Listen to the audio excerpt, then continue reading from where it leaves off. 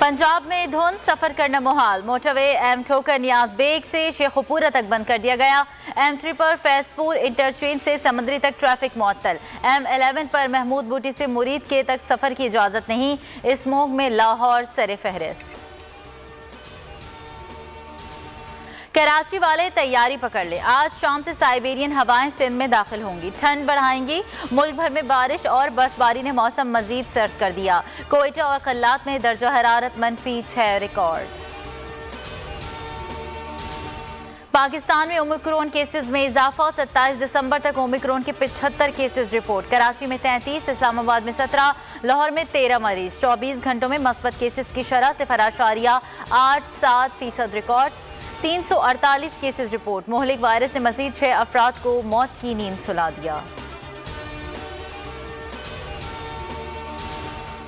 दुनिया भर में ओमिक्रॉन के शिकंजे। फ्रांस में 1,80,000, बरतानिया में 1,29,000 और स्पेन में 99,000 केसेस रिपोर्ट।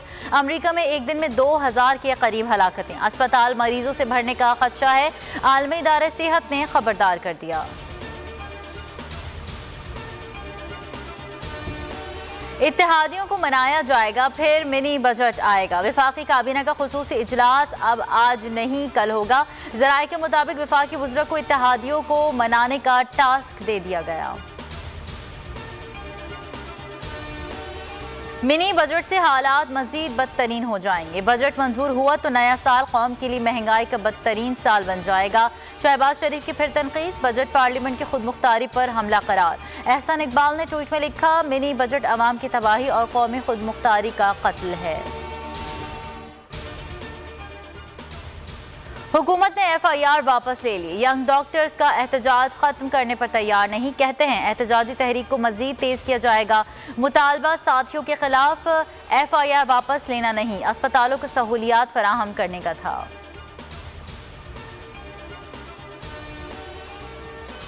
नस्ला टावर की तामीर के जिम्मेदारों के खिलाफ मुकदमा दर्ज। नक्शे पास करने वाले अफसरान के गिर्द घेरा तंग।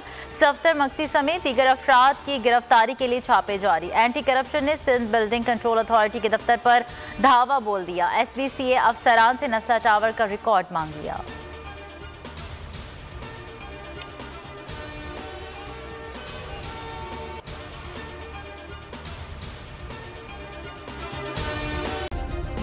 सब्सक्राइब करें और बेल दबाएं ताकि कोई खबर रह न जाए।